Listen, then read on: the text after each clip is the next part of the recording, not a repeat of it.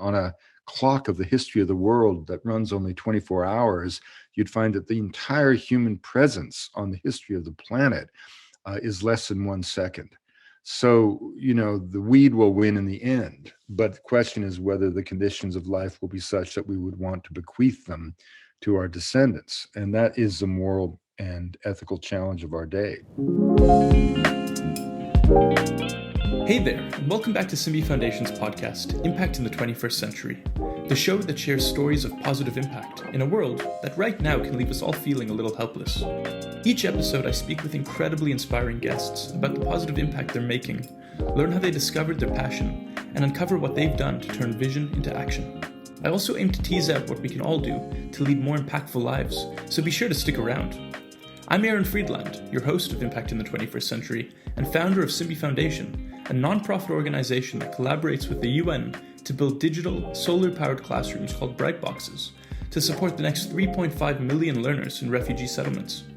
If you're returning for another episode, thank you for being part of this community and for taking the time out of your day to listen to our podcast. You inspire us to keep sharing these impactful stories. And if this is your first time listening, welcome. We're so happy to have you here.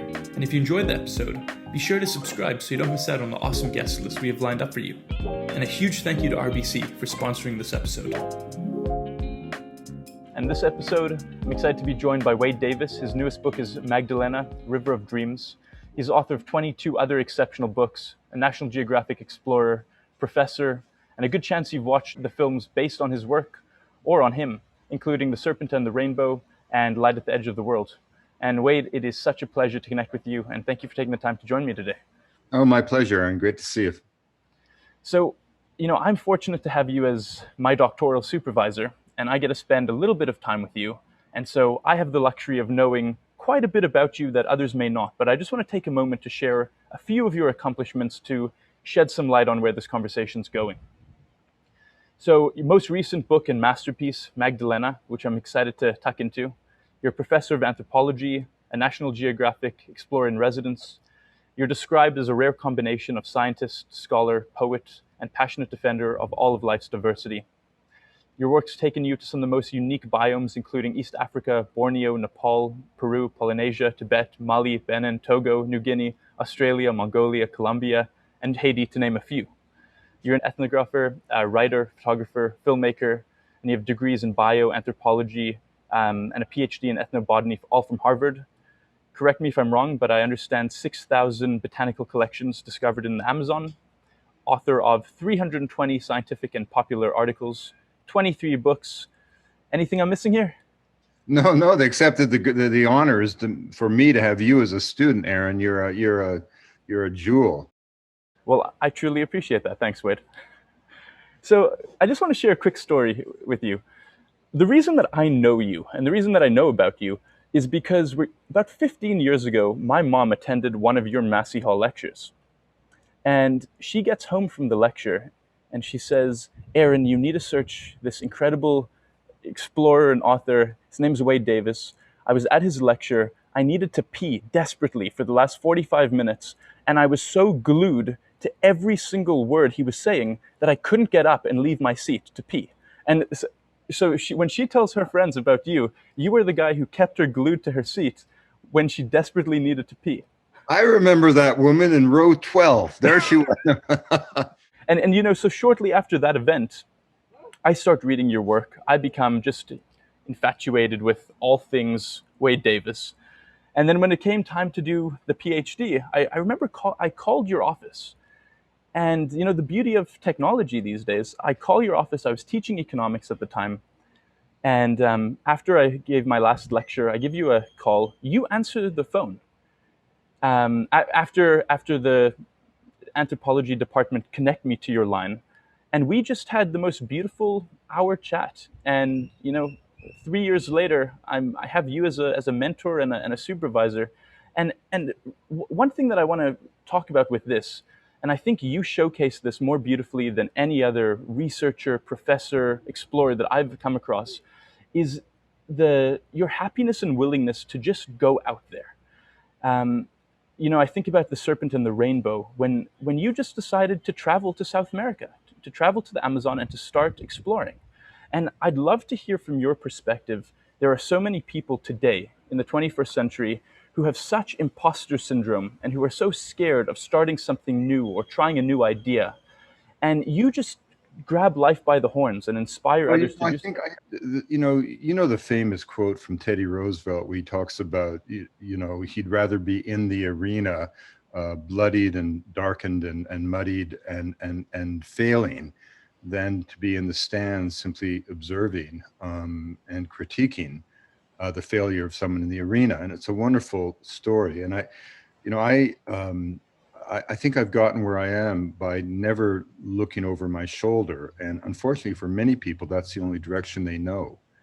Every single thing I've ever done has come with a caveat, whether it's a new book or a new adventure or a new project, where somebody says, "Well, this is quite a radical departure for Wade Davis," and no one seems to get the pattern that everything is new. I mean, I think that's a really important lesson for young people, is to remember that at the end of the day, not only do you have to kind of cultivate your own inner compass so that you own the decisions in life. We have this horrible idea that life is linear, that you go from A to B to C to D, and you'll never get to the rest of the alphabet if you skip a couple of letters. And we all know that life is in fact made of these serendipitous moments when you have to make a choice, a fork in the road, as Joseph Campbell said, follow your bliss, as he wrote. But the critical thing about that is not that you will always be right in your decision, but if you own those decisions, there will be no reason for bitterness in old age. Old age, comes to all of us, and those who manage to maintain their sense of sort of equilibrium and happiness and joy and creativity, are those who can look back on a life in which they have been the architect of that life. And that's the greatest creative challenge in a life. And bitterness invariably comes to those who look back on a life of decisions imposed upon them from peers or from the society or from ghosts of the past or whatever. And this is why I say to young people, the most important thing is to recognize that pessimism is an indulgence, despair is an insult to the imagination, orthodoxy is the enemy of invention. You have to do what needs to be done, and only then ask whether it was possible or permissible. And above all, be patient and give your destiny time to find you.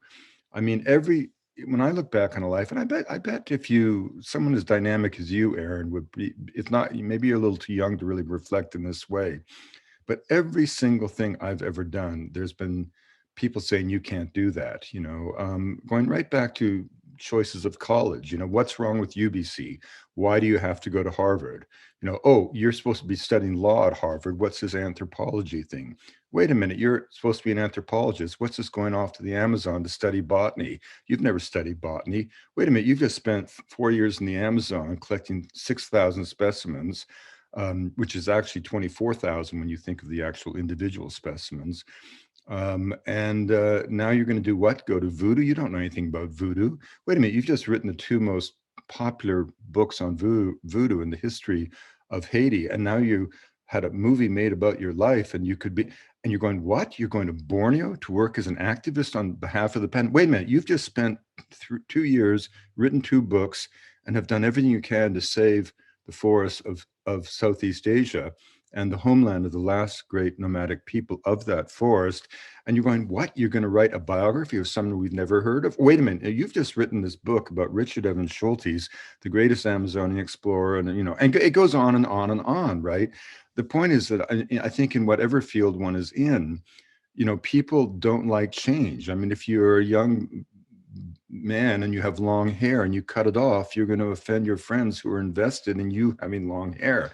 So the critical thing in life is to not look over your shoulder and simply move ahead.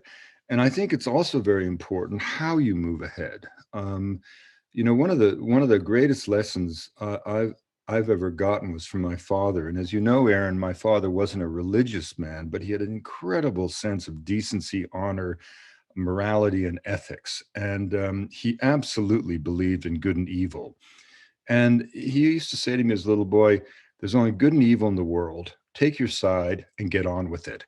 And what he was really saying was very wise. We have this idea in the West, particularly in the Christian tradition, of, good and evil, light and darkness, the fallen archangel who becomes a devil, and the Christ child, the Son of God. And we see them in mortal combat, and always with the hope that eventually, just one day, if we all do the right things, that good will triumph over evil, and we'll all somehow ascend to whatever rapture it is, whatever it is, and that's kind of an illusion. I mean, because that's not how the world works. And ironically, in the Middle Ages, if you ask the obvious question, if this is true, and at the same time, if God is all powerful, as you tell me, why on earth does God even tolerate the existence of evil in the universe? Now, if you ask that question in France in the year 1400, you were likely to be burned at the stake, because it was the ultimate heresy, but it was also the ultimate question that challenged the entire foundation of the medieval church. But in the East, in the Vedic traditions, people, scholars and sages invited that kind of question. And when Lord Krishna was famously asked that same question, uh, if God's all powerful, why does he allow evil to exist in the universe? Lord Krishna said to the acolyte or the disciple, to thicken the plot. In other words, in the Buddhist tradition in particular, there's not a sense of good and evil.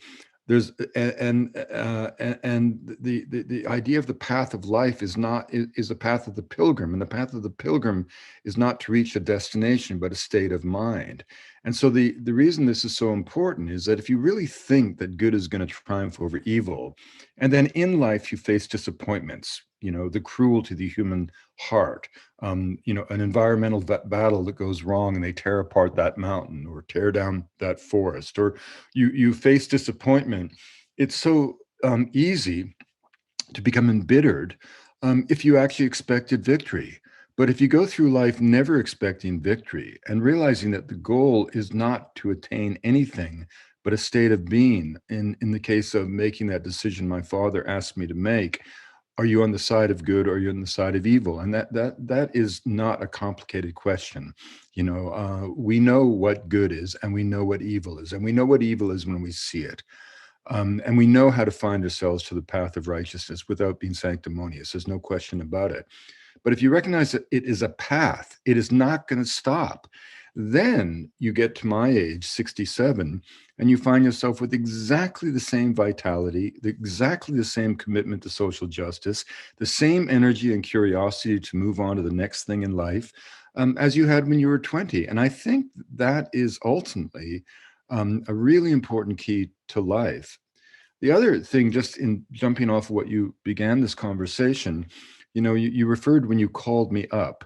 Well, Aaron, I'm, I answer every phone call. I answer every email from a young person, because when a young person reaches out to someone they admire, they're not really, I get emails all the time that are essentially on paper saying, how do I become an anthropologist? How do I become an explorer? How do I become a writer? In some variant of essentially, how can I become you? And the answer is they can't become me. They can only become themselves. But what they're really asking in those emails, and I get hundreds from even, school children, they're really asking, am I somebody? If I think that there's this person up there that I admire, that, and I want to reach out to that person, am I someone? Will they answer me? And that's why, not answering those emails is not a neutral thing. It's a slap in the face of a young person. It's a crushing of their dreams. And when I was young, I can remember I can't even remember the circumstances, how these things came about, but a few seminal moments when I found myself in the presence of my heroes, the poet Gary Snyder, the environmentalist David Brower. I remember a friend of mine in Washington, D.C. told me, Aaron, that she thought I should really meet the secretary of the Smithsonian.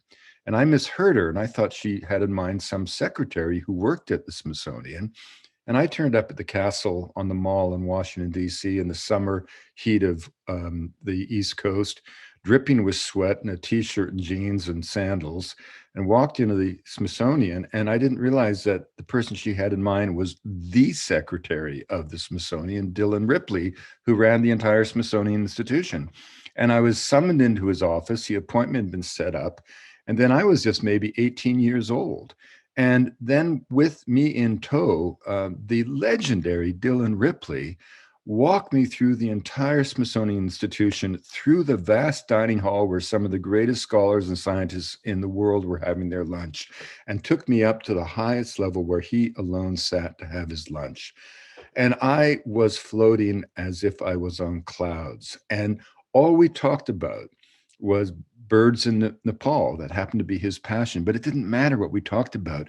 He made me feel I was somebody, and I've never forgotten that.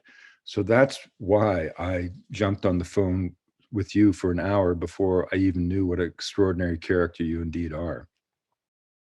Wait, thank you. I think there's a lot of people who they want to do something, they want to move, they may want to start their next study, they may want to launch their next idea, and they're stuck and they're not able to start moving. It seems like everything that you've done, I mean, you've been so beautifully qualified to do, but you've really jumped. Oh, no, no, I wasn't. No one's qualified to do anything. You have to learn. I mean, this is a big we have this idea. How many people grow up thinking John and Sally are creative, but I'm not a creative person? We have this, again, this myth that creativity is some kind of objective state.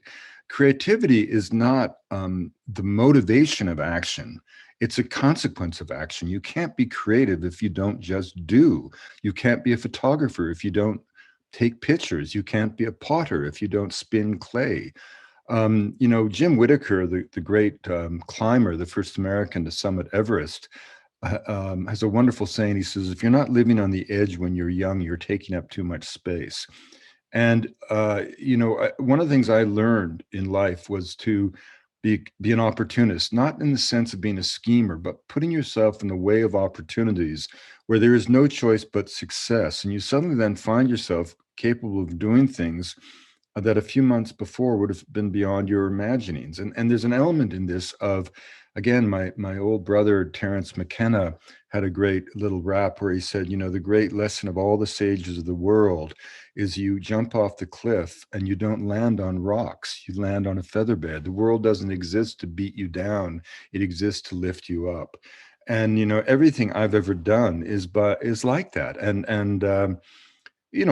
For example, once I was sitting in Haida Gwaii, having worked the summer as a park ranger, having no idea what to do with my life. So I figured I was a critic of industrial logging. I better know something about it. So I simply lied about my credentials and hired on as a forestry engineer, and spent a year in the roughest logging camp on the west coast of probably British Columbia. And that was that was an experience that was as valid to me as the 3 degrees that I earned from Harvard. One of the things I learned, again, I think, from my father, is that there's a difference between wisdom and knowledge, and that there's both knowledge and wisdom to be earned from anybody. A taxi driver in New York can have as much to tell you as certainly as a scholar at a university. I remember once I was in a cab in Washington, D.C., and there's an African American driver, and I politely said, "Sir, you look a little bit old and to be driving cab in a tough city." And he leans back to me and he says, "Son, how old do you think I am?" Well, sir, I don't mean to be rude, but you could be in your 75, late 70s or something. He turns around to me and he says, "Sons, I'm 97 years old." And I looked at him, I said, "My gosh, sir, you look so great. What's the secret to your success?" And he leaned back and he said, "Son, I don't worry about a fucking thing." And in other words, there was like more wisdom than a lot of my professors at Harvard had. And that year in the logging camp, gave me the knowledge that when we had the battles in the woods in British Columbia in the 1980s, I knew what I was talking about as an environmentalist. In fact, I was once ambushed, as was he, on a morning talk show TV thing in Vancouver with Jack Monroe, who was head of the IWA, the union of all the woodworkers in British Columbia. And he was furious that he'd been kind of swiped by this young green environmentalist set up by the producer of the show. He was dripping sweat. He was a big bear of a man. And just before we went to air, I leaned over to him and I said, "Excuse me, Mr. Monroe, I just like to thank you because your union put me through university." And he couldn't believe it. And he said, "What are you talking about?" I said, your union put me through university. "Where'd you log? Dean and Bay. What was a local? Named a local. What was a TFL? Named a TFL. And then we launched into this discussion of the condition of the timber industry at that time in BC, which was dreadful, and he knew it was dreadful. And I was saying things that he would have liked to have been able to see. And before that interview was over, on TV, Mr. Monroe had his arm around my shoulder and was saying, I don't speak as good as this young man because I didn't get to go to college. Well, I'll tell you, this is the kind of young man my union makes for the problems of British Columbia. Well, that was a great example of the adage that there are never any enemies in the world; there are only solutions, right? And I think for young people, it's really important to be patient, and not to take on burdens that you can't yourself affect in any kind of meaningful way. That can almost become an indulgence, and the kind of indulgence that can actually then rationalize your own inertia and passivity. If you describe the problem as being insurmountable, therefore what can you do? And therefore that becomes again an excuse for inaction. And the whole purpose of life is to realize that you aren't going to change the world. In fact, as one of my favorite writers, Peter Matthewson, said, anyone who thinks they can change the world is both wrong and dangerous. And he had in mind, of course, people like Mao and Hitler and Lenin and Stalin. But there was some truth to that, but what you can do is put your shoulder to the wheel of righteousness. And that's kind of an epic quest that goes back into mythic times, right? Absolutely. Your story in the cab, Wade, reminds me. I remember taking it was an econ development course at McGill back in the day, and the first paper we read is Marshall Sahlins' Stone Age Economics, the original affluent society, and this first chapter is talking about how Sahlins goes into the Kalahari Desert, spends time with the local inhabitants of the Kalahari, and ends up essentially studying and comparing them to British doctors. He compares the amount of sex they have per week, the amount of time they spend with their family, the amount of their heart rate, their blood pressure, and he ends up concluding that the average villager in the Kalahari has a healthier, happier life than the average British doctor in the 1950s.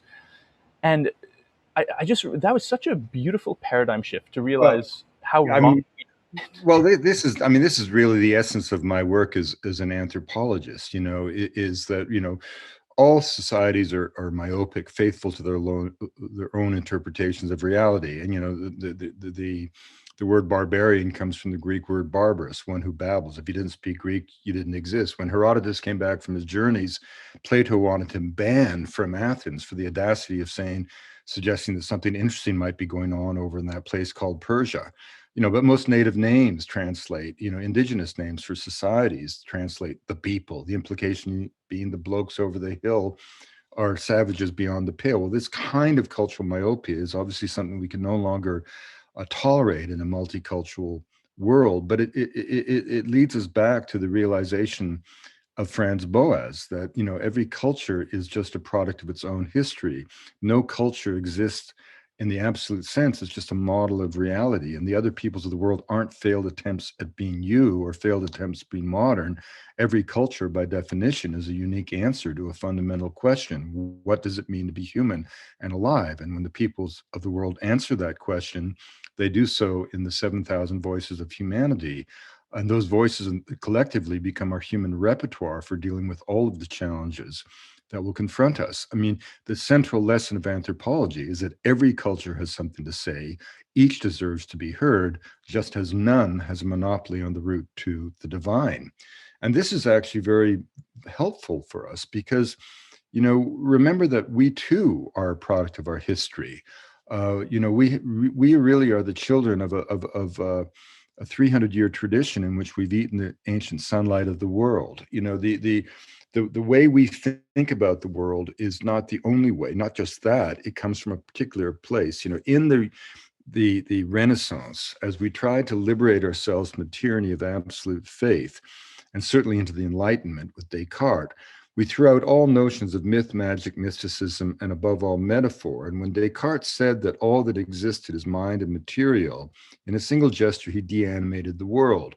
Now that gave us a scientific method, which is not to be trivialized. I mean, allopathic medicine is probably the greatest intellectual achievement in the history of humanity. We've seen that this year alone in the extraordinary development of vaccines. Until this year, the fastest vaccine ever developed was mumps in 4 months. So I'm not in any way trashing the genius that has come out of the Enlightenment. On the contrary, but at the same time, when we adapted that perspective, we also de-animated the world to the extent, as Saul Bellows said, science made a house cleaning of belief. And the idea that the flight of a bird could have meaning, that the earth could be alive, was just dismissed as ridiculous. And all of the planet became just a stage set upon which only the human drama unfolded.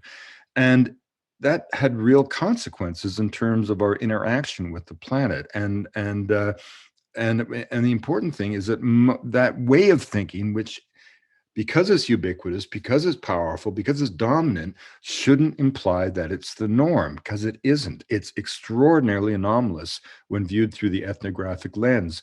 Almost all cultures in human history have based their relationships with the planet not on an extractive sense of it, but on a reciprocal sense of it. It's some variant of the very simple idea that the earth owes its bounty to people, but people owe their fidelity to the earth. Humans aren't the problem, we are the solution, because it's only through the human consciousness that the earth can become manifest. Now, the reason that's so important is it plays out in very concrete terms. If I'm raised, as you were raised, Aaron, to believe that a mountain is a pile of rock ready to be mined, we'll have a different relationship to it, and our society will have a profoundly different ecological footprint than my godchildren in the mountains of Peru, raised to believe that a mountain is an Apu deity that will direct their destiny. The First Nations of the coast of British Columbia, for example, the Kwakwaka'wakw, believed that the forest was the abode of Hukuk and the crooked beak of heaven and the Hamatsa spirits that would be embraced during the initiatory rites. Well, that gives them a different relationship than the way I was taught with the ideology of scientific forestry and sustained yield that said that those forests existed to be cut. And the consequences are profound. And so the existence of these other ways of being is not to suggest that any of us go to a pre-industrial past or that any people in the world be kept from the genius of modernity. It's simply to suggest humbly that our way is not the only way. And therefore, that allows us to put the lie to those of us in our own society who say that we cannot change when we all know we must change the fundamental way we inhabit the planet. So the issue isn't the traditional versus the modern. It's about what kind of world are we all going to move forward to in order to sustain human life on Earth. Look, one of the lessons of COVID, which was in a way the one sort of revelation in a positive sense, is we saw dramatically the fecundity of the Earth. I mean, the minute that industrial activities shut down, suddenly we saw the skies clearing over the Himalaya above Delhi. We saw the canals of Venice run clear, rivers running through cities like Medellin, Colombia, suddenly looking like trout streams. We saw, wild boar in the streets of Barcelona, caiman blackening the beaches of Baja, the rehabilitation of the city space by wild creatures. We saw how resilient the earth is. And it's a good thing to remember that if you took the entire history of the hominid lineage, I don't just mean Homo sapiens or our immediate progenitor Homo erectus, go all the way back to Homo afarensis at 2.3 million years ago, and you take that entire lineage and put it on a clock of the history of the world that runs only 24 hours, you'd find that the entire human presence on the history of the planet is less than 1 second. So, the weed will win in the end. But the question is whether the conditions of life will be such that we would want to bequeath them to our descendants. And that is the moral and ethical challenge of our day. Wade, you are too damn eloquent. It's difficult to speak to you. It's the Irish gift for the gab, my friend. No, but I mean, again, this is another thing, when people say to me, Aaron, They get very confused. Are you an anthropologist? Are you a photographer? Are you a filmmaker? Are you a professor or whatever? It's important for young people to realize that, a vocation is not something you put on like a cloak. It's just a lens through which you examine the world, and only for a time. One of the reasons I think young people get confused is I think there's this sort of smorgasbord out there, kind of, pilot, fireman, doctor, lawyer, fisherman, or thief, and I've got to somehow pick a slot, a profession into which to slot my entire life, and it drives people's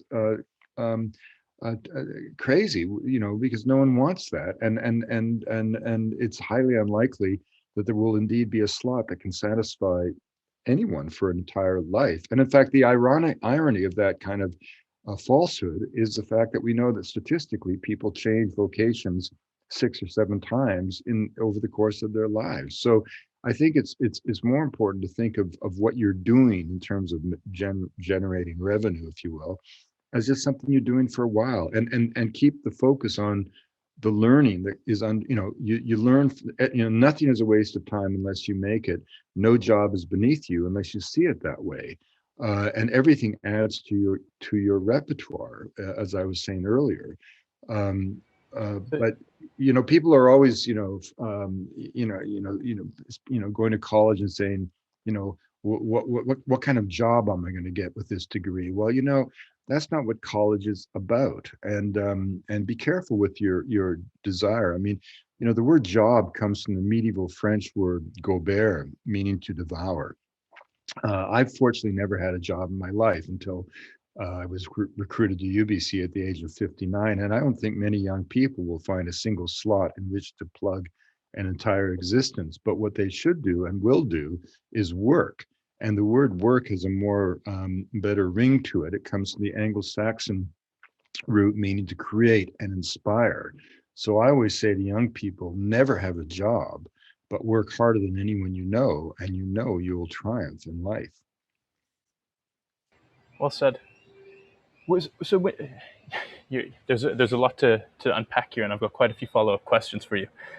When you think about just the sheer volume of information that you actually crank out, and when you're thinking about not only the breadth of information, but also the depth at which you're able to go, and your ability to, whether it's spending time in Vodun ceremonies and being able to embed yourself in a society like that, or whether you're, you know, it could be any of your, it could be Tibet, wherever it is. It seems like you're an expert learner. It seems like you are able to learn just exceptionally well. Do you have advice for people, for students, for other folks looking to master learning in a similar fashion? I think that's, especially given your calling, Aaron, and the incredible work you do with the Simbi Foundation. I think that's a really important question. I mean, one thing that I've learned, uh, by circumstances, I became self-employed. I literally went through graduate school. I wrote um, I mean, I'll just give a little bit of history. I spent 4 years in South America. I really was trying to find in botany. I'd started in anthropology. Um, I can go back further. That, how did I become an anthropologist? Everybody expects there's some great, thing behind that. On the contrary, I went to Harvard because I fought forest fires in the forests of British Columbia during an era of Vietnam, and all these draft dodgers were there, and we were these obedient Canadian lads, and they would tell our bosses to piss off, and it was irresistibly charismatic. And one of them had the Life magazine with the Harvard student strike on the cover of 1969. And I thought, that's got to be the school to go to become cool like these Americans. I applied. I got in. My parents didn't have the money to accompany me to Boston. I turned up at Logan Airport with my big trunk and realized I didn't know where Harvard was. And I asked this African American in a Harvard t shirt, and he didn't know either. So I took my trunk through the subway, got to Cambridge, and realized my mom had made a mistake and the dorms weren't going to be open for 10 days. It was a weekend. I had no money, no cash in my pocket. And so I dragged my trunk through Cambridge until I found a church. And the pastor opened the door, welcomed me, and I fell in love with America from that instant. But he was also a big war resister, and his basement was full of American draft dodgers, again, fleeing to Canada. I got radicalized and spent my first year at Harvard making trouble. It's amazing I didn't get thrown out of the country. And then the deadline was the next morning to pick a major. And by chance, I walked through the halls of the Peabody Museum of Ethnology that afternoon and came out onto the street and saw a friend. And I said, well, Stuart, what are you going to major in tomorrow? And he said, anthropology. And then after 2.5 years of studying Native people in books, I wanted to go live in the forest somewhere. And so I was in a cafe in Harvard Square. There was a National Geographic map of the world. My roommate looked at it. He pointed to the Arctic. I had to go somewhere. I pointed to the Amazon. And having decided to go to the Amazon, there was one man to see, the legendary botanical explorer, Richard Evans Schultes. And I walked into his office and said, I've saved up money in a logging camp. I want to go to the Amazon and collect plants like you did. Instead of asking me for my credentials, this man for whom mountains had been named in South America, the man who sparked the psychedelic era with his discovery of the magic mushrooms in Mexico in 1938, said very simply, well, son, when do you want to go? And 2 weeks later, I was in South America, and I became an acolyte of this great man, this great explorer. And just to move in his shadow was to aspire to greatness. But after 4 years as a botanical explorer, I was looking for something new, and he summoned me to his office and asked me casually if I'd like to go to the Caribbean island nation of Haiti and infiltrate the secret societies and secure the formula of a drug used to make zombies. And actually, I said yes. And this touches upon a theme related to our conversation. All my life, I only had one word in my vocabulary for new experience, and that was yes. And I go off to Haiti, and the research is funded by a very famous psychopharmacologist with a patron who was covering the bills, such that if I needed $10,000 by Thursday, I just had to ring Manhattan by Monday night. And then suddenly the patron had a stroke, and the intellectual backer of the project died during routine heart surgery. And so I went from being flush with money to having none, walked off the street in London to a literary agent, walked out with a book contract, finished the research with the book contract, having first spent some of the advance taking a girlfriend to Paris. And then I actually had to write a book. I wrote 2 chapters that I thought was the best thing since the Bible. Simon & Schuster rejected it. I got malaria and hepatitis, didn't notice for 3 months, and was landed back on a farm in Virginia where I taught myself to write. And I wrote The Serpent and the Rainbow in 7 months, and it came out and it sold almost 500,000 copies. Suddenly I was a writer, and my PhD was being made into a Hollywood movie. And then I decided after my PhD that I would, kind of get back to the academic fold, and I applied for a postdoc at New York Botanical Garden, and I was too polite and Canadian to ask them through this entire process what the salary of this position would be if I was lucky enough to get it. And I was lucky enough to get it, but then I did ask what the salary was. And my mate said, I think we can get you 19. And I said, 19 what? And they wanted me to live in New York City with a pregnant wife on $19,000 a year when I just made $500,000 writing a book. And I said, Mickey, I love you, but you made a career choice for me. And suddenly I'm a writer, right? But then I've got to make it as a, this is just the way life unfolds, right? To me, the key component was that I did have a very fine academic training, and I was able to use all those skill sets that I had been encouraged to develop, not because my professors saw them as distractions to the core mission, but the same thing I say to you as a student, Aaron, they're complements to it. Public speaking, popular writing, filmmaking, photography, whatever, you want to encourage your graduate student to come out with a bag of tricks, a quiver of arrows of opportunity. And by using that quiver, I was able to build an independent career that never existed before. People often say to me, how do I get to be who you are in some variant of that? And I say, if you really knew what it took, you'd go right to law school. It's not easy. I mean, one of the things that, two things that that I would say about myself is no one works harder. And when you are self-employed, one of the key great things about being self-employed is you never mistake activity for results. So I waste no time. It doesn't mean I work all the time, although my work is my life, and so I'm always at work. It's not. I have no sense whatsoever of a separation between workspace, family space, play space, recreation. I mean, I think that's just a horrible idea that, we work all of our lives so we can retire. But by that point, we don't even know who we are anymore. I mean, the idea that you would, I can't personally conceive of a life where there's a separation between my work activity and other activities of my life. And the other key thing that I think really is important for young people. My sister always says that, all these biographies that are done or whatever biographical films, no one captures how tough you are. And what she means by that is, I don't mean physically tough or machismo or anything like that, but that nobody in their young years at 23 was more desperate to find their destiny, not for fame, not for money, but just to know where this fireball of energy was going to be expressed. Right? That's how a young person feels. It's like, you've got this potency, you've got this energy, you can do anything. You're in your 20s, you're invincible. It's just like an atomic bomb waiting to explode, but you don't know where to put it. And it can drive you crazy. And a lot of people get scared and they jump off into law school or they jump into medical school just because it gives them a label. And what my sister said is that no one had a greater and more intense desire to know their destiny than you. And yet somehow you held back and gave your destiny time to find you. And it took a decade. And it was only with the writing of my first book, The Serpent and the Rainbow, when I suddenly, out of the blue, discovered that I had the ability, a gift for storytelling. And then you suddenly feel this upwelling of these deep Irish roots, because I am Irish, right?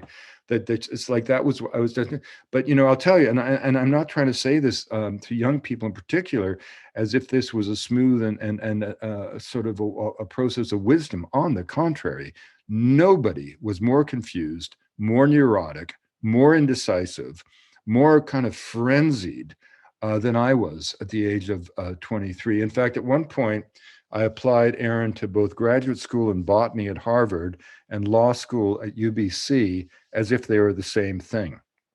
And I got into both. And mercifully, my sister at the time was articling at a posh law firm in Vancouver. And I went to pick her up one afternoon. And there was a kindly old woman behind the reception desk of that law firm. And she took one look at me and said, "Are you Karen's brother, Wade?" And I said, "Yes, ma'am, that's me. You just came back from the Amazon. Mm-hmm. And you eat all these weird plants." And well, yeah, I do. "You follow me." And she took me by the hand. It was wonderful. Back through the dusty halls of the law library at this posh firm. And she had set up a ladder, I guess that you normally use to access books on the upper shelf or something.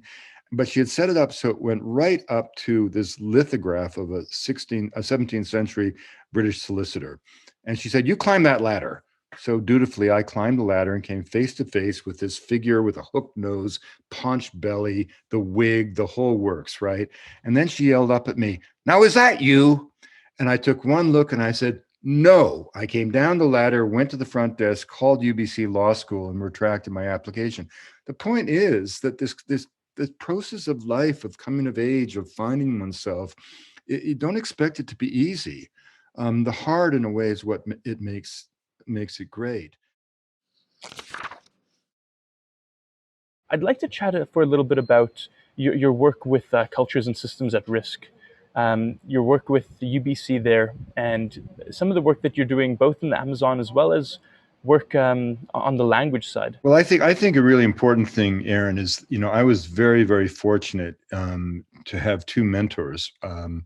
One, Richard Evans Schultes, the botanical explorer, who wasn't really an environmentalist. He was sort of pre-environmentalism, if you will, but he was the first ethnobotanist to truly celebrate the remarkable knowledge of the indigenous people of the Northwest Amazon. And virtually all of his academic papers began with a warning that this knowledge was being lost. And at the same time, my intellectual mentor was the great humanist and great ethnographer David Maybury Lewis, who had worked with the Chavante in Brazil. And so I inherited from David in particular, founder of Cultural Survival, a tremendous sense of mission and a desire to bring the stories of the plight of indigenous people to the attention of the world. Now, it's interesting, flash forward to the language issue you mentioned. It's fascinating. Even though I had this orientation, even though I was trained, my first degree was in anthropology under David's direction. I wasn't aware of the language data until I came upon Michael Krause's 1992 paper, where it was just called "The World's Languages at Risk," and I couldn't believe what it said. It wrote that fully by academic consensus, half the language of the world weren't being taught to children. Well, that meant by definition that half of humanity's knowledge was at risk. Why wasn't anyone screaming about it? I thought, uh, and by the time I came upon that paper, I think it was 1995, 1996, and I began to write about it. And I remember calling up Ken Hale at MIT, who said that every time we lose a language, it's like a nuclear bomb falling on the Louvre, right? And I couldn't, as I did my informal survey as a non-linguist, I couldn't find a single linguist who challenged Krause's fundamental suggestion that half the languages of the world weren't being taught to children. And and and by 1998, I was really using the bully pulpit of the National Geographic, and that's really why I was brought into the Geographic in the year 2000, as the Geographic went into a new century, and as they launched an international television channel. I think they wanted to distinguish themselves from Discovery by showing that they were an institution that didn't just report science, but generated science, as it always had done. And so they selected these 7 explorers in residence who would personify that mission: Jane Goodall for primatology, Bob Ballard, who found the Titanic, Sylvia Earle, the great oceanographer, and I was selected as the social anthropologist. And largely on this mission, ours were all conservation missions, and my mission was to draw attention to not just the plight of languages, because language loss was simply a concrete way of measuring the erosion of culture itself. And the really interesting question was, why weren't the linguists screaming about this? And the answer was 2 words: Noam Chomsky. And Noam Chomsky, who was a darling of the New Left during the Vietnam protests, and that burnished his already remarkable credentials as the greatest linguist of his generation. And Chomsky's great breakthrough and his great intuition was to challenge the kind of behavioral sense of language acquisition. People used to think that, people began to speak languages because parents rewarded them with a cookie or a piece of coconut if they said mommy at the age of, 1. And Chomsky quite properly noted that language acquisition was an incredibly complicated thing that occurred in all cultures and all languages at roughly the same age. And he posited that there had to be a kind of a hard wiring in the human brain for language acquisition. And this became known as sort of deep structure, or the universal grammar, if you will. And so his thought was that the only thing we're studying in linguistics, in a sense, was the parameters of that cognitive organ. Not that it was a physical organ in the brain, but it was some kind of cognitive space where language acquisition could happen. And Michael Krause, when I finally spoke with him, used a biological analogy. He said, if you want to study life, you study DNA, and you don't really care if the DNA comes from a panda bear or a fruit fly. It's just DNA, right? That doesn't mean that conservation is not important, but you can leave that to the conservation biologists. It's a little bit like, and similarly, what Chomsky was saying is that if you really want to study language, you get to the deep structure. It really doesn't matter how that deep structure is expressed in what in biological terms would be phenotype, in other words, the actual language. And that got to the point where it was as if the languages, the expression of that imaginary or imagined cognitive structure, were less important than the structure itself. They could come and go. What mattered was the structure. And that idea had a complete hammerlock on linguistics for 2 generations. It still does.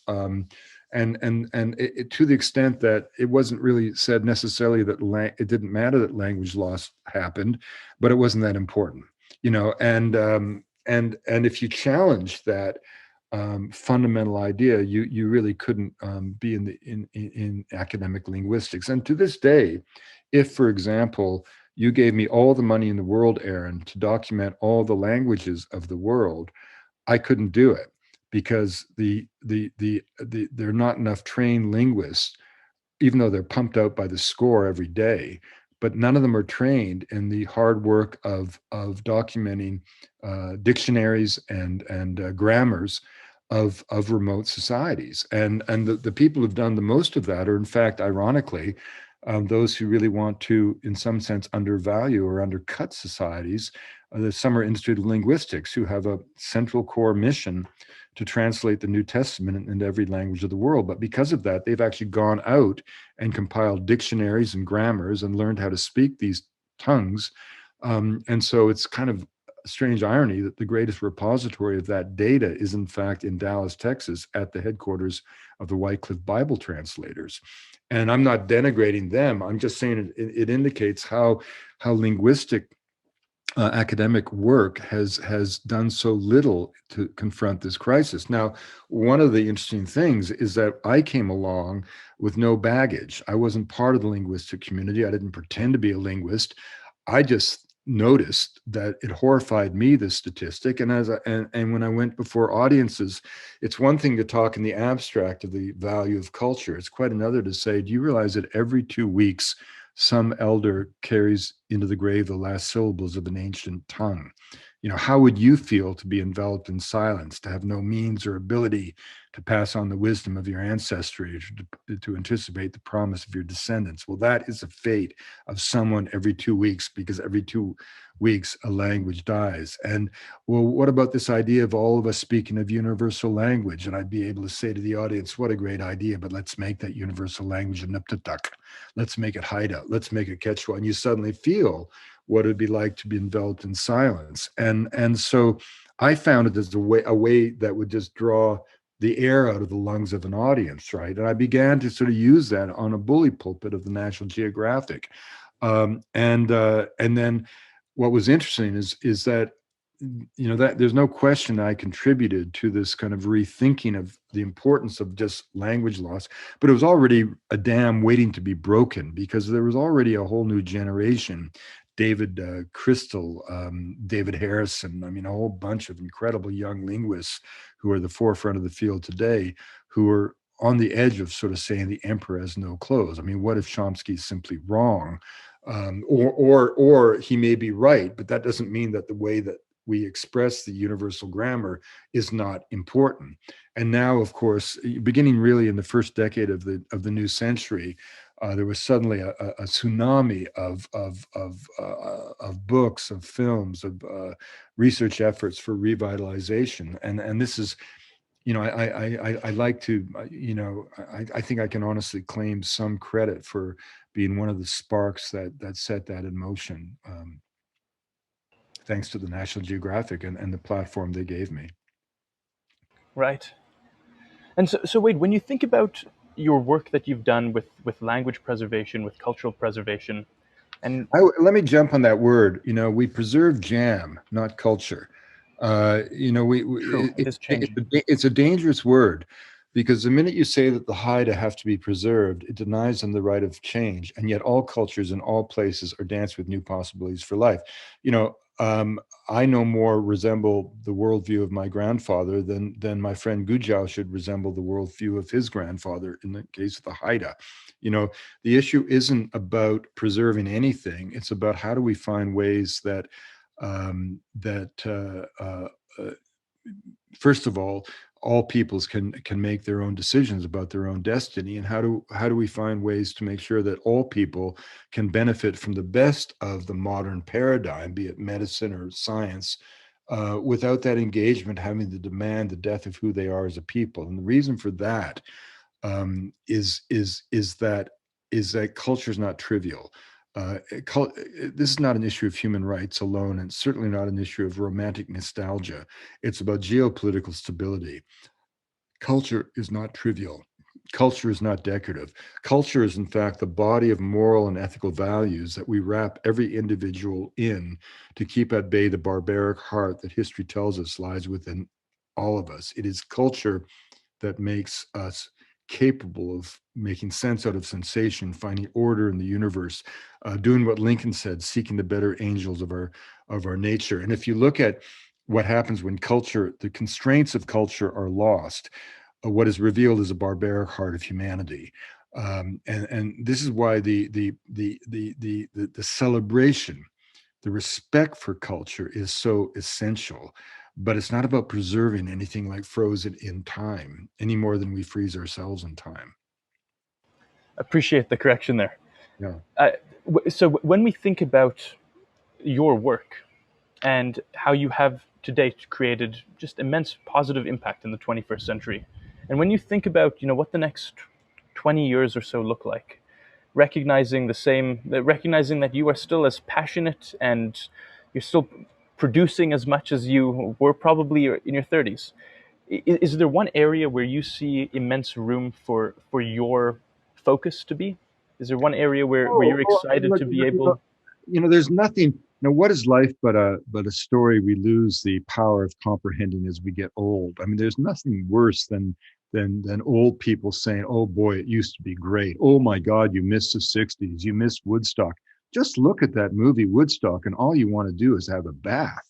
You know, I'm so optimistic. Because of your generation. Uh, don't forget when I grew up in a time when just getting someone to stop throwing garbage out of a car window was an environmental victory. I mean, I've lived through. No one spoke of the biosphere. Now that biodiversity is part of the vernacular of school children. The vision of the Earth from space transformed our notion of our place in the universe. That vision that only came back on Christmas Eve, 1968. Think of that. I was 14 years old when we first saw the Earth from space. That will be spoken about 10,000 years from now as one of those crystal moments of transformation of the human awareness. I would argue that the lessons of genetics is equally important, that journey into the fiber of our beings, which finally proves the validity of Boaz's intuition about cultural relativism. We know the genetic endowment is a continuum. We're all cut from the same genetic cloth. Race absolutely is a fiction. We're all descendants of the same common ancestors, including those who walked out of Africa 65,000 years ago, and in 40,000 years, 2,500 human generations settled the entire habitable world. But the extraordinary thing is that in my lifetime, women have gone from the kitchen to the boardroom. People of color from the woodshed to the White House. In 1967, interracial marriage was banned in much of the United States. Gay people have gone from the closet to the altar. It's simply incredible the changes that have happened. And I recently wrote a piece in the Scientific American trying to credit anthropology for its role in this. And the way I did that, it was referring to a fantastic book by Charles King, where he asks us a very simple question. Consider the world of your great great grandparents in the Edwardian era, what they thought about the role of women, what they thought about race, what they thought about the world around them, the environment. There's not one of their certainties that you would not find to be not just wrong, but morally reprehensible. And so what was it that allowed the culture to go from 0 to 60 in a couple of generations? What if you, for example, we if you, for example, believe that it's normal that an Asian friend would have an Irish boyfriend, or that a Jewish girl would find solace in the Buddhist Dharma, or that two women or two men could form a family and have good, healthy, loving family, as long as there was love in the house. All those things, if you believe all of that, you're a child of anthropology. Because, social movements and political movements are based on politics and organizing, but they fundamentally are based on a set of ideas that make those movements possible.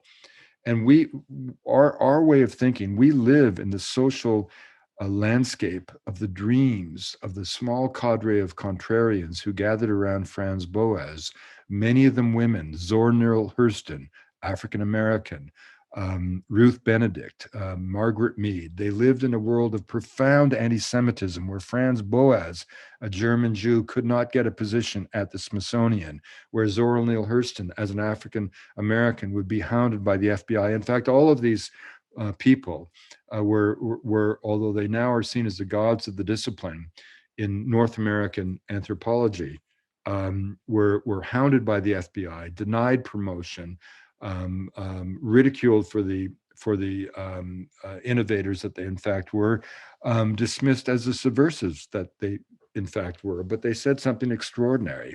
They said that the world in which you were born is just a model of reality, that we create our social worlds, that race is an utter fiction, that gender is fluid. All of this stuff, they were the ones who sowed the seeds of our own dreams. We are living through the social landscape of their dreams, in fact. And this is what anthropology has contributed to the world.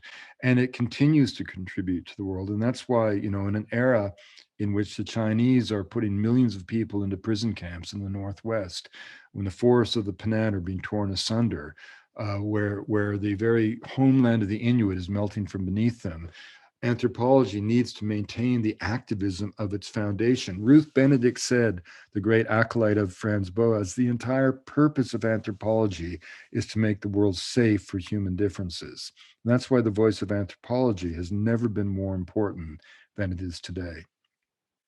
So wait, in this article that you're referring to, Why Anthropology Matters, one of the items that you discuss is how Franz Boas is as influential as Einstein and Darwin, and ultimately it's what we've just explained now that is his core philosophy. Hey, this was Well, he made. Surely what often, naturally, women are always excluded from this list because of for any number of reasons. There are opportunities at the time, and also just the way the history has been written.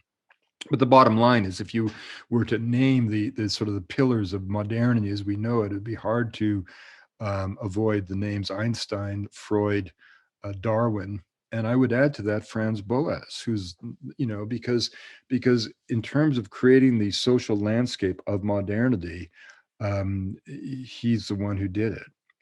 With these extraordinary people around him. I mean, they weren't perfect individuals, but they were harassed and they stood their ground, and they gave us and it's interesting that Boas is, the way he came to think of this is so fascinating, Aaron. He was a physicist doing his PhD a generation before Einstein in Germany, and he noticed in his experiments that they were kind of affected by ideas of perception. And in the marvelously eclectic way of scholarship in the 19th century, insights in one field could slip into another. And he began to think of this, how human beings define what it is to be known. We define what it is to know, and then define as common sense that which we've already kind of agreed to are fundamental truths, right?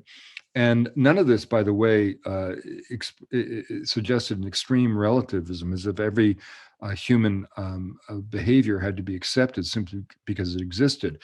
Critically, Boas never called for the elimination of judgment. He called for the suspension of judgment so that the very ethical and moral judgments we were obliged to make as human beings could be informed ones. But that whole realizing that there were this thing called culture, and he was the first to kind of use that word as an organizing principle, that it wasn't carved in stone. And critically, he challenged the old idea of the British anthropologists who believed, inspired by Darwin, that cultures evolved and that we went literally from the savage to the barbarian to the civilized to the Strand of London, where there was this sort of imaginary evolutionary ladder to success upon which every rung a culture hung, with the measure of success, of course, being technological wizardry, which not inconveniently was the agreed great achievement of the west. And Boas came along and said that is not only stupid, it's morally unacceptable.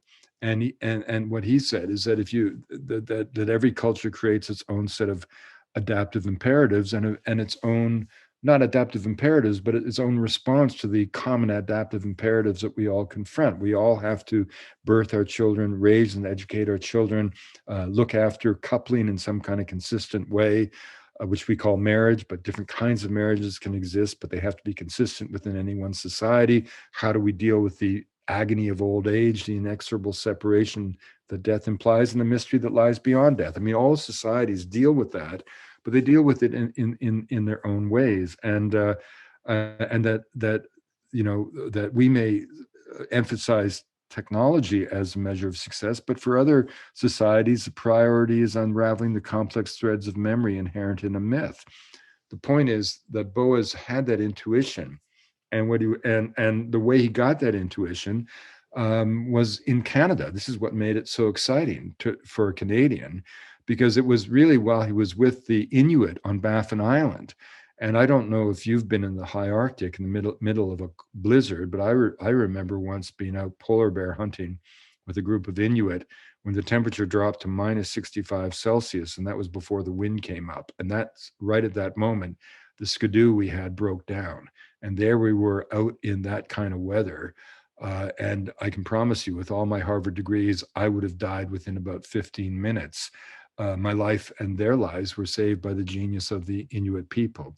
And Boas had a similar experience, and he realized that in that space, he was a pathetic, hopeless, amoeba-like, uh, parasite I mean, I'm just being exaggerating. He realized he had no skills to deal with that, but their skills were incredible. And then, of course, he goes out to the Pacific Northwest, the salmon forests of the Kwakwaka'wakw, and realizes that here is a case of high civilization achieved without the cult of the seed, without agriculture. And he begins to realize that there are other possibilities. And even he goes as far as realizing that agriculture, which was always sort of placed on that ladder of success as if it was a sort of stellar achievement of humanity, in fact, and again, back to your very initial question from Salins, that agriculture brought all kinds of things, but not all of them good. I mean, it was agriculture, which gave us a rich carbohydrate diet, but not as diverse a diet. It required more labor, made us susceptible to periods of drought, and thus famine. It brought all the animals into close proximity of the human home, and every damn disease we have, from polio to AIDS to smallpox, including now COVID, vectored into the human population through proximity with animals. And so he began to just rethink the way that human beings had structured this and imposed this Eurocentric notion of success on the world. And we live now in the landscape of the possibilities brought into being by his thinking and those around him.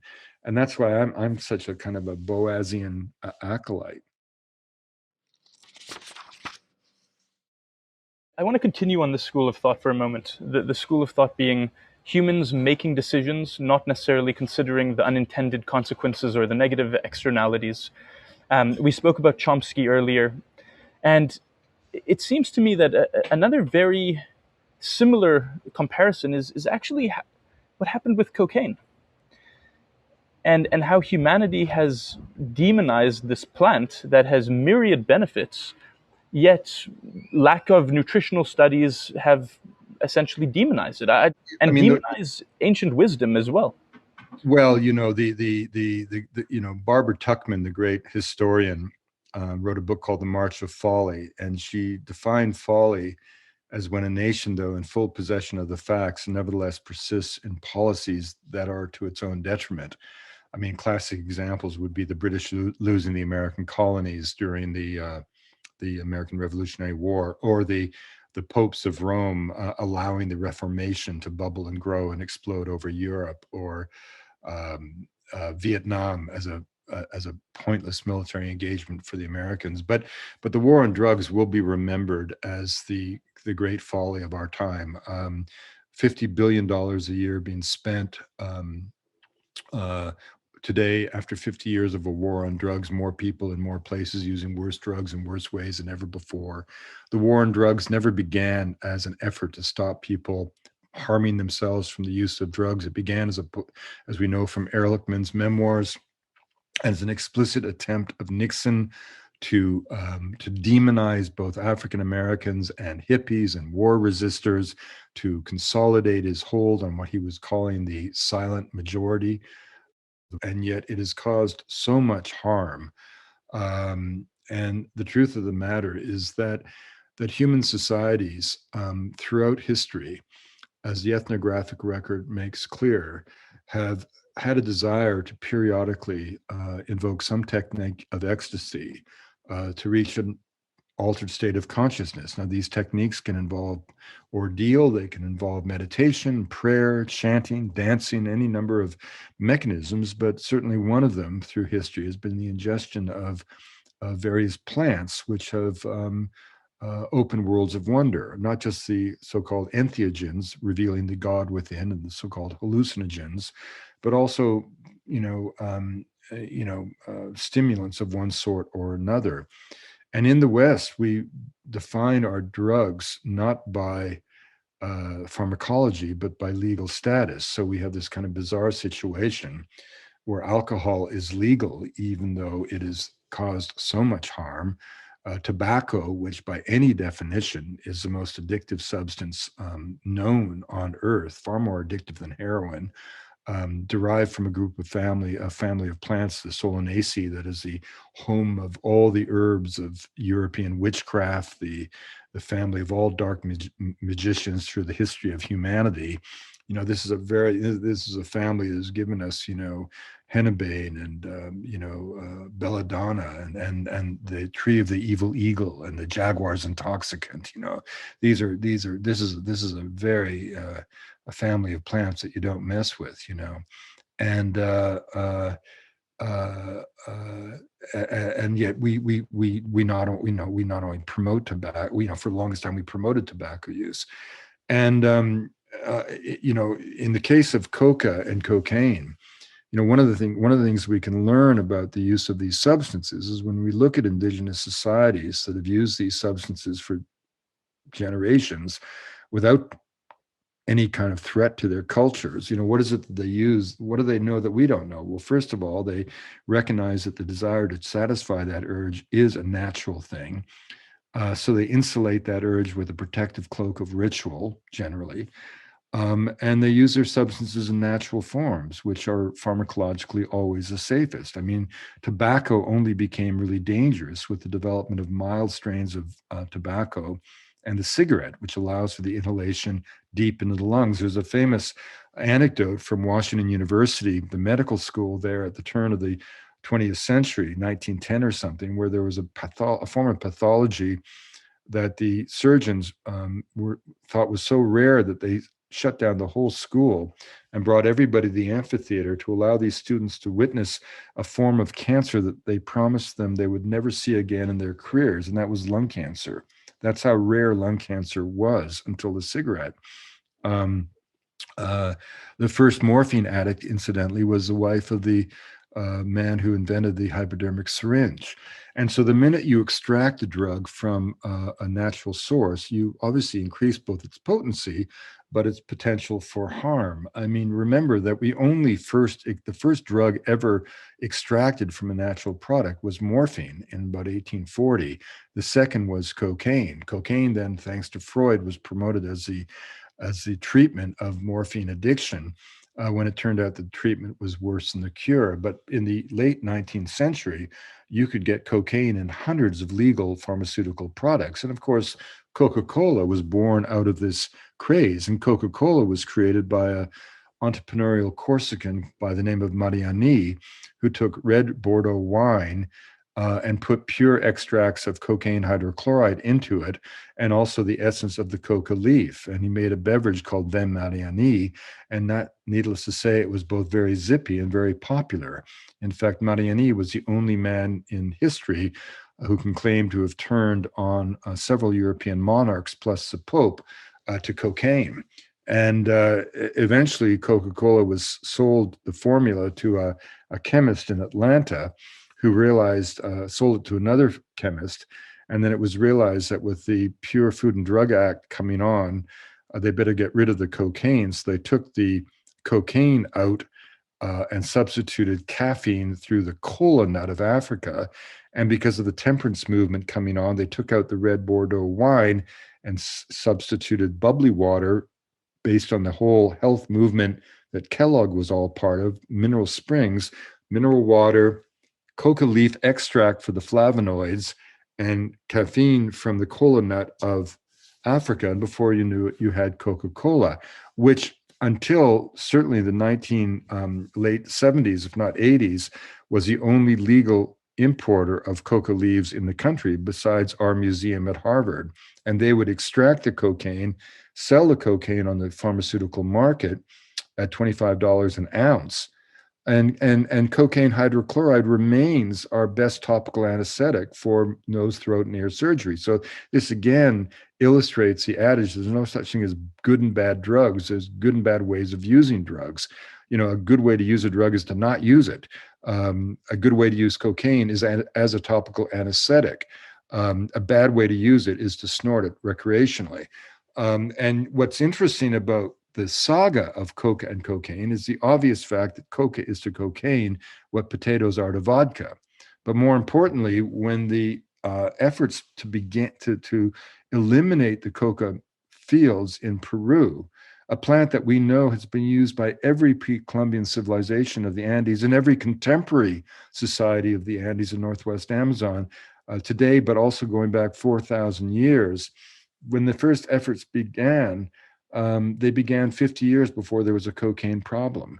And what happened is in Lima, there are a group of physicians whose understanding and sympathy for, for Andean life was matched in its intensity only by their ignorance of that life. And when they looked up into the Andes and they saw poor sanitation, poor nutrition, illiteracy, and they had to come up with a culprit because issues of land distribution, economic inequities, injustice, and so on came too close to challenging the bourgeois foundations of their own lives in Lima, they had to settle on a culprit, and they picked coca. So these incredible accounts of sort of the UN anti-coca mission arriving supposedly to investigate the problem in Peru, led by, individuals who are at the helm of major drug companies, who would announce at the airport upon arrival the outcome of their study, which was to eradicate all the fields. And the incredible thing, Aaron, through all that, is that nobody did the obvious, a simple nutritional assay to show what this plant had in it that was used today by millions of South American people. And of course, when Tim Plowman and Andy Weil and Jim Duke did that as part of the investigative team that I was sort of a young field assistant on, that was my big break in botany, was studying coca for 2 years in South America with Tim Plowman.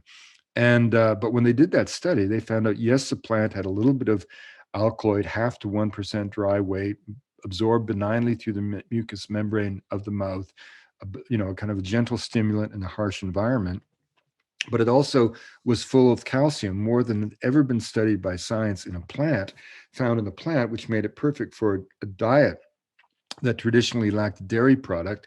The plant also was chock full of vitamins, so the daily dose of vitamins suggested by modern medicine was met by the use of the plant. And then third, it had enzymes which enhance the body's ability to digest carbohydrate at high elevation, again, perfect for the tuber-based diet of the Andes. So in one simple assay done in 1975, that could have been done at any point going back to the 1920s, Tim and Andy and Jim Duke put in the stark profile these draconian efforts to eradicate the traditional fields and showed that this was a plant that had been used with no evidence of toxicity, let alone addiction, for 4,000 years. Yet to this day, the US government, which has this bizarre policy where they spend $50 billion a year in the war on drugs, even as their citizens inhale every year 165 tons of illicit cocaine, which infuses the illicit trade with $40 billion of profit, continues to advocate for the eradication of the fields in Colombia. But the fumigation does only one thing: it destroys biodiversity and it threatens the lives of children. And why should Colombians, most of whom have never used, let alone seen cocaine, um, be forced to have their greatest natural asset, the landscape itself, and their children compromised by the poisoning of those habitats by a foreign country that can't get on top of its own cultural failings. And again, what Colombians recognize, even as they acknowledge their own culpability in the trade, they also recognize that it's always been consumption that has been the fuel of that trade. And in fact, they have suffered a 50-year war that would not have lasted a day had it not been for the illicit proceeds of the drug cartels. At the height of the trade, Colombia was putting 80 tons a month into the United States, generating $17 million a day. The accountants of the Medellin cartel were budgeting $1,000 a week just to buy elastic bands, just to wrap the money in. And again, Colombians have never pretended that they weren't responsible in some good measure, but the trade would not have happened without consumption, and it's consumption that fueled the war. In the last year before the signing of the peace agreement, and all of this is explored in my new book, Magdalena, River of Dreams. In the last year before the peace agreement, the FARC, who were down to maybe 8,000 cadre, mostly teenagers in search of a good meal, nevertheless managed to make $600 million from extortion and drug trafficking. Well, if you give me the Rosedale or the Beverly Hills or the I don't know, the lower Upper East Side Boy Scouts and $600 million, I can wreak havoc in New York State or in Ontario or in California with that kind of money. And so Colombia, as a result of the American obsession and the global obsession with cocaine consumption now, has seen 220,000 dead, 100,000 missing, 7 million internally displaced, and 5 million forced to flee the country. How would America feel if Canada, for example, had patterns of drug consumption in bars and boardrooms across the country, laws that facilitated the black market trade, but enforcement of those laws so lax that it did nothing to curtail that trade, such that 85 million Americans would be forced from their homes? Well, that's what's happened to Colombia. And you will never stop the growing of coca. The plant is a member of the genus Erythroxylon. It thrives in the most disturbed habitats. You can grow it readily. It produces 3 harvests a year. I've had campesinos tell me that it is 1,000 times more lucrative than any other known cultigen. The only solution, aside from the cleansing stroke of legalization, which would actually not only destroy the black market trade, you would absolutely see drug use collapse, because a lot of what keeps the drug use up is the sheer energy of the trade, the money being made, the cocaine being delivered. And you'd see use plummet because it's in fact a really lousy drug. But coca, by contrast, is a divine leaf of immortality. It's the most perfect mild stimulant. It is infinitely more useful as a mild stimulant than coffee, tea, or chocolate, and far less irritating to the human stomach. What we need to do, in addition, ultimately, to legalizing all drugs, obviously, recognizing full well that the decisions being made by people about whether or not to use drugs or not have never had anything to do with their legal status. The war on drugs, incidentally, Aaron, has meant, sadly, that the United States has more citizens with criminal records than citizens with college degrees. And but with coca itself as a nutraceutical could be the market of the world. It could dwarf the revenues of coffee for countries like Colombia, and it could actually provide the world with an extraordinarily useful, extraordinarily benign, and gentle stimulant that would do what is always done since the dawn of civilization, given its grace to human beings. I mean, the Incas spoke about it in such reverence, right? And we could revere the plant once again if we only opened our eyes to its potential. Wade, you're making me want to chew on some coca. Well, who doesn't? I mean, well, but in all seriousness, you realize that after everything I've just said about coca, if I brought a small bag of coca leaves into Canada or into the United States, it would be treated as if I had brought in a small bag of heroin or a small bag of pure cocaine. Now, let me just tell you one anecdote to tell you how crazy this war on drugs is. We had the Dream Academic Grant of the 1970s, $250,000, a lot of money back then, to study the divine leaf of immortality because there was so little known about its ethnobotany, its taxonomy, its distribution geographically. And after this incredible series of explorations, there was a job posted at the USDA in Beltsville, Maryland, and Tim, my big brother, who had the grant, and I worked as his assistant, said to me, Willie, he used to call me Willie. He said, Willie, there's a job I want you to apply for, but if you take the job, I'll kill you.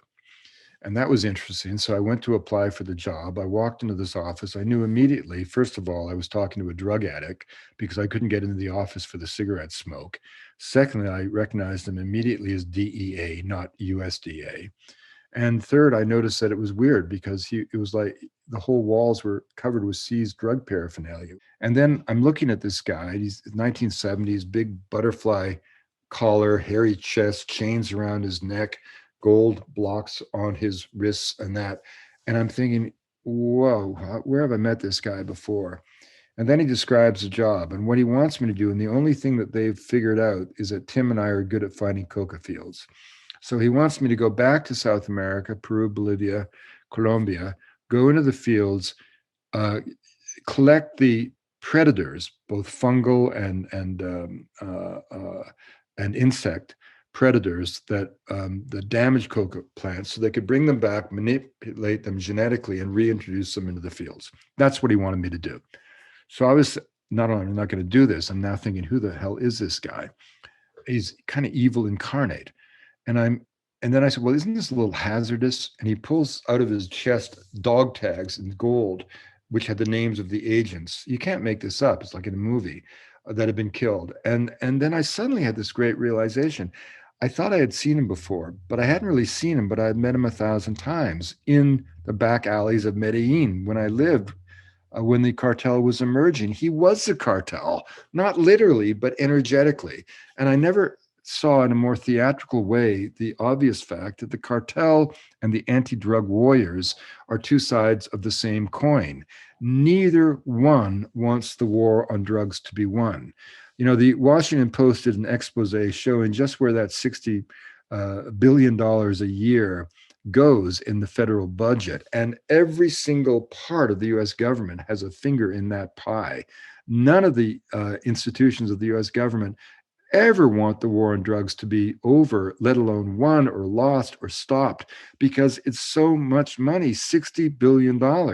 And by the same token, do you think for 1 second that the cartels that have emerged in the wake of the collapse of the Medellin and Cali cartels of the 70s and 80s, do you think any of these drug dealers want cocaine to be legalized? No. Their whole enterprises will be destroyed. Their criminal networks. And Lord, I mean, peace would come to Salvador, Nicaragua, and Guatemala, and who would want that? No. The war on drugs will rank as the greatest and cruelest act of American foreign policy. It has left the country with the shameful record of having the highest percentage of its own citizens incarcerated, with an extraordinary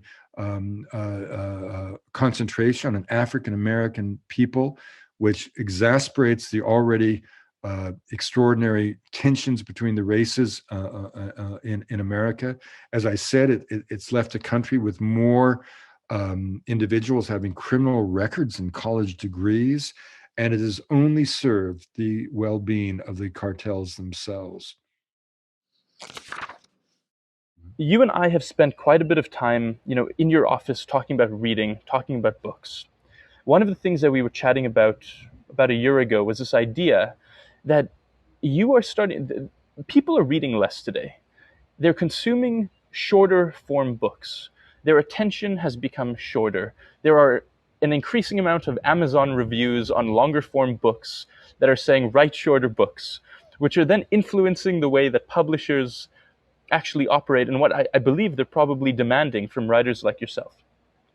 So I've got a two-part question. The first is, today, what is motivating you and inspiring you to continue to write these beautiful, longer form, just incredible books? And then the second question is, why Magdalena? Why now? What is it about it that made you just need to get it out? Well, one of the things that I think you can make a real mistake in life if you try to follow local trends. I mean, it's so ephemeral, right? And I know what you see on those Amazon reviews, like, it's awfully long. I mean, I find that just so kind of, well, it's a democratization of opinion. It's the same thing you'll see in the Amazon reviews, where a book, any book from any author, will have 95 5-star reviews, and someone comes along and gives it a 1-star review and said this book really stinks. And it's always shocking to me, this lack of discretion and decorum that the internet has given us through its anonymity, where if you were actually in a hall and there were 100 people and 95 people stood up and said, this is the best book since the Bible, it's highly unlikely that that individual would stand up and say, I actually think this book sucks, because you'd be ridiculed, right? But on the internet, this is what happens. And that's just the nature of the beast. And I think, one of the things we're clearly living through is that in the compression of the history of the internet, the visionary world that David Bowie spoke about, or John Perry Barlow with the Electronic Frontier Foundation, where people really thought that the internet was going to liberate knowledge, and to some extent it has. I mean, it's extraordinary as a writer, just speaking as a writer, that if you want to know what the sunlight is on the side of St. Peter's at 4:30 p.m. on February 12th, because it's important to you as a writer to set the scene, boo, you can find it. But on the other hand, of course, with surveillance capitalism and the algorithms and the way that we've that whole story, we realize that we've all become, in a way, co-opted and almost hostages, whereby our private information is harvested for the benefit of the interests of the few, and so on. So it's suddenly becoming this kind of darker space.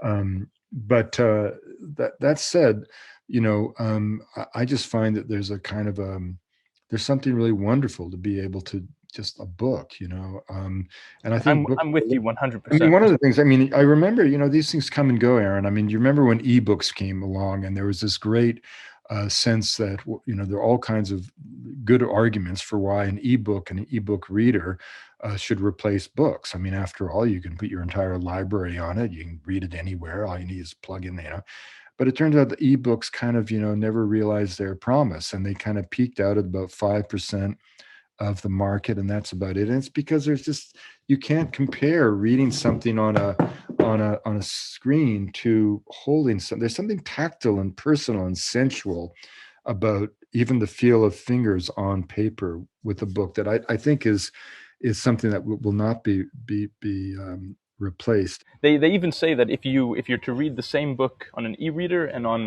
and the physical book, the muscle memory from the page turn and that experience gives you a better depth and understanding and flow of the content than if you're to read Right. from e-reader. And part of this, the other thing is, like, you've known me as a lecturer, and I always lecture in a narrative format. I'm never pedantic. I'm never giving you a list of the 5 forms of kinship you must memorize. And a lot of that is, it's interesting. Students come along and they get kind of nervous and they say, Professor, how do I take notes? And I always say to them, when you go to a movie, you don't have to take notes to tell your friends the next day what the movie was about. When information is delivered in a narrative form, it's retained. And you know this more than I do with your work. It's retained at levels of depth that orders of magnitude greater than boring, pedantic, rote learning. And there's a discipline in writing books. There's a wonder of writing books. I mean, Hemingway said anyone who says that writing a book is easy is either a bad writer or a liar. It's not easy, but the heart is what makes it great.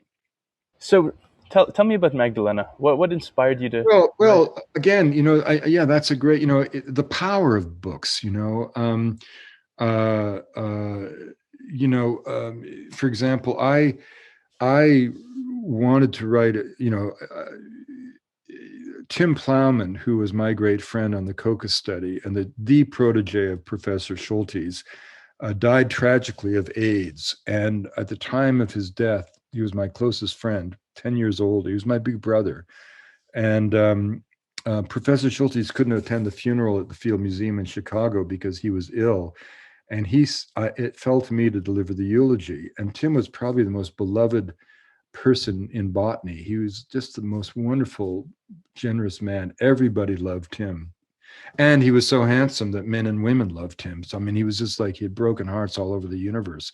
And Professor Schultes sent a tape where he ended his remarks with those great lines of Hamlet, "Good night, sweet prince, flights of angels, sing thee to thy rest." And as I heard those words with my own face wet with tears and everybody weeping in the audience, I said to myself, I'm going to write a book that will put these two men in proper historical perspective.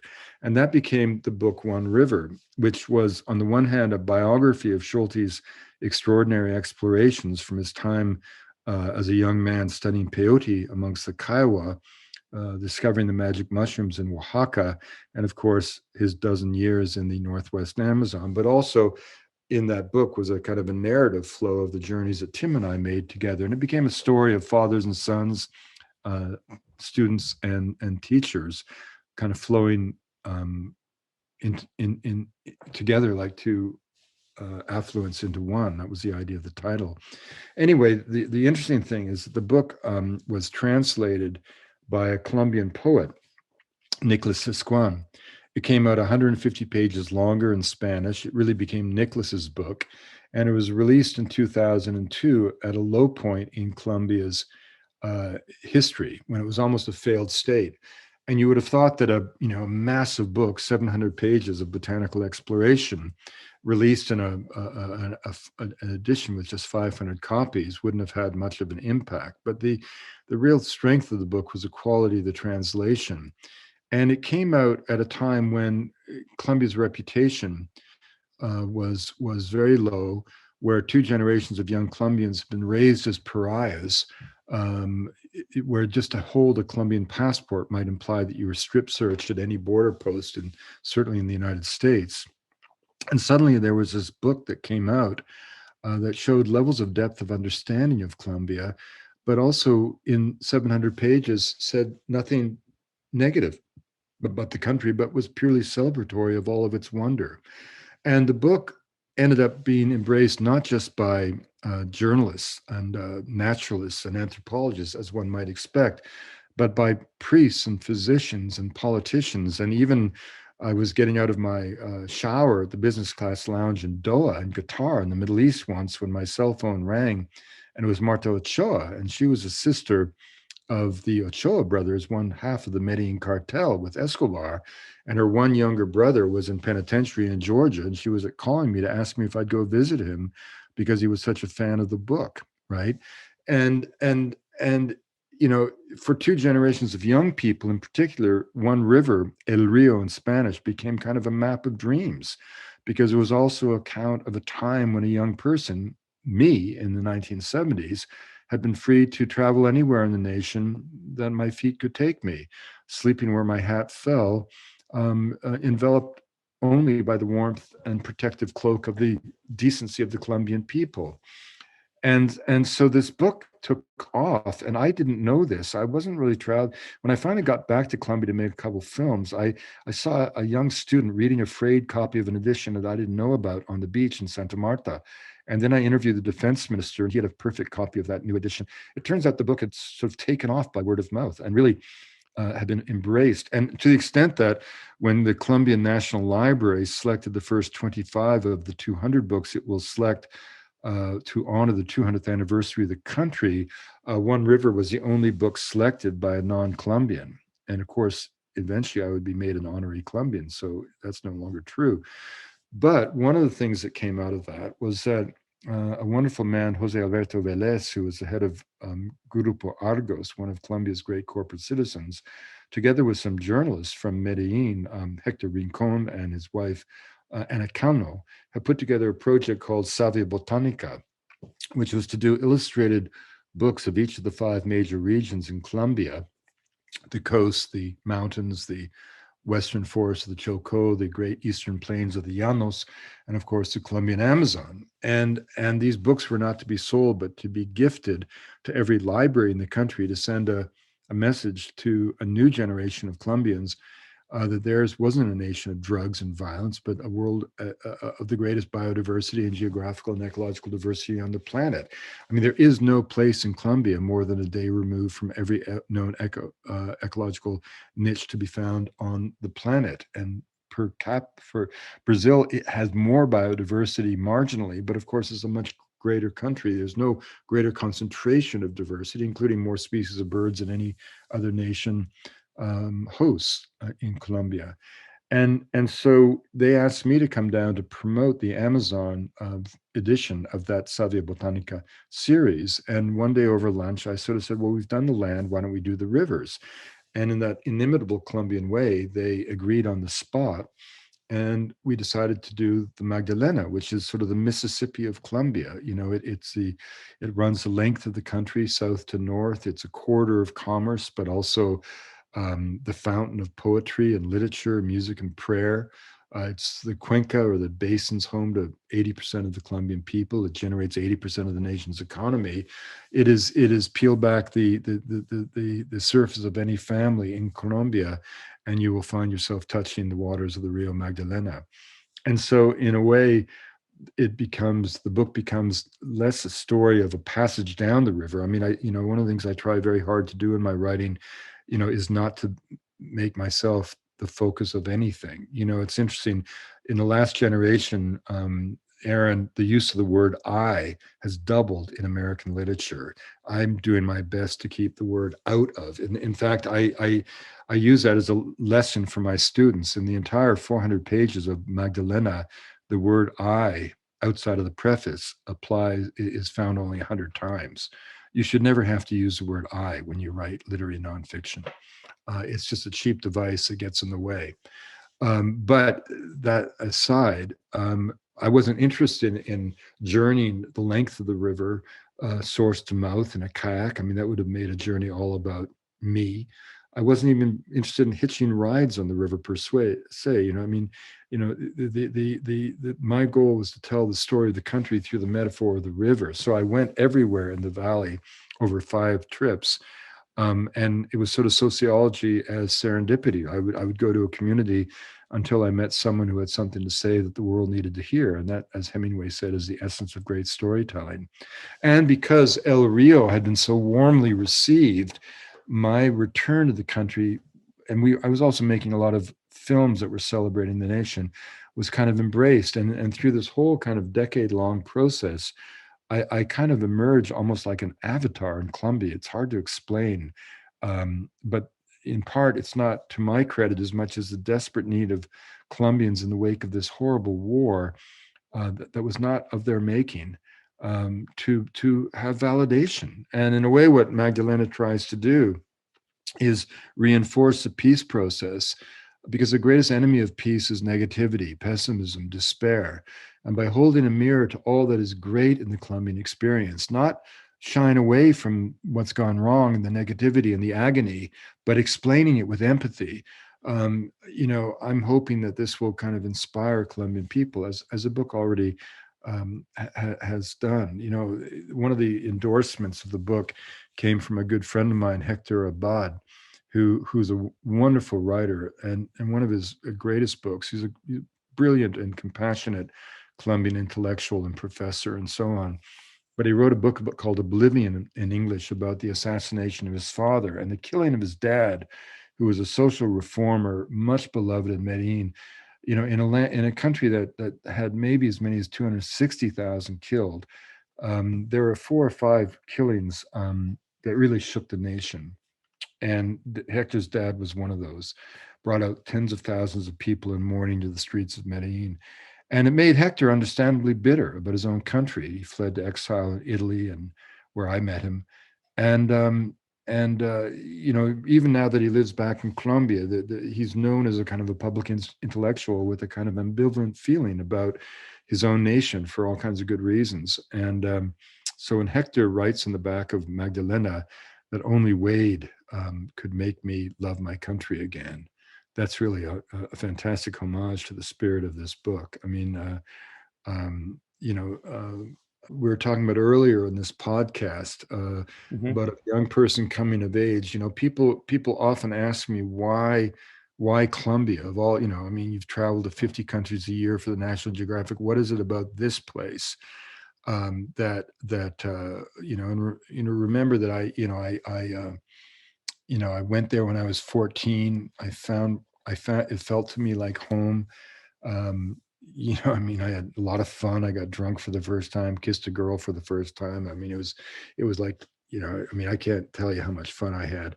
And incidentally, Aaron, I later learned that all the other mothers of all the other families that had hosted Canadian lads were on the blower all the time, saying to each other, you know, why can't these boys be happy like little Guillermocito, little Willie, you know, because like, you know, he's always happy, you know. I wasn't just happy, I was ecstatic. I was like born in heaven. I mean, I just couldn't believe it, the joy of being in Colombia.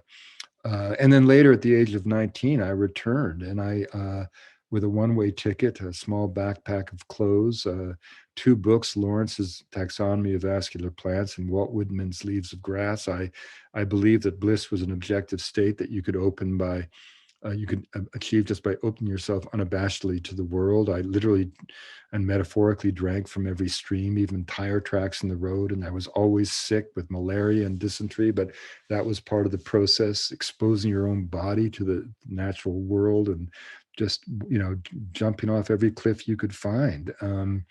Once on a 24-hour notice, I agreed to guide a British journalist across 250 miles of swamp that separated Colombia from Panama. We ran into, you know, evil cops and military and thieves, and anaconda and jaguar, got lost for 10 days in the jungle.